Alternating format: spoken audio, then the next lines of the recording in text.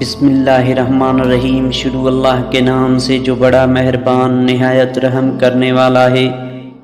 حضرت علی رضی اللہ تعالیٰ عنہ نے فرمایا، سب سے پہلی عبادت یہ ہے کہ انسان مصیبت میں صبر کر کے اللہ تعالیٰ کی طرف سے مدد کا منتظر رہے۔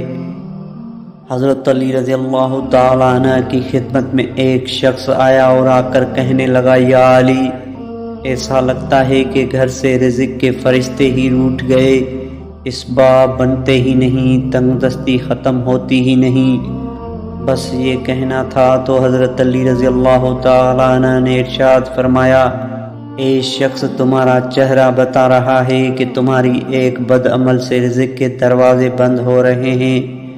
وہ کہنے لگا، یا علی رضی اللہ تعالیٰ عنہ، وہ کون سا عمل ہے جس سے میرے رزق کے دروازے بند ہو رہے ہیں؟ حضرت علی رضی اللہ تعالیٰ عنہ نے ارشاد فرمایا، وہ عمل غیبت کرنا ہے۔ یاد رکھنا، جو انسان اللہ کی مخلوق کی غیبت کرتا ہے، دوسرے انسانوں کے نزدیک کسی انسان کی برائی کرتا ہے، تو اللہ کی طرف سے اس کے لیے رزق کے دروازے بند ہو جاتے ہیں۔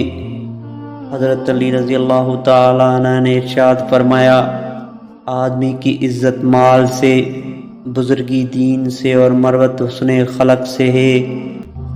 کام کرنے سے پہلے سوچ لیا کر تاکہ تمہارے کام میں کوئی آدمی عیب نہ نکالے۔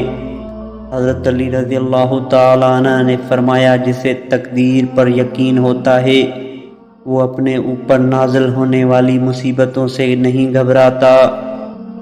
دوستو، ویڈیو اچھی لگے تو لائک شیئر ضرور کر دیجیے گا۔ اللہ حافظ۔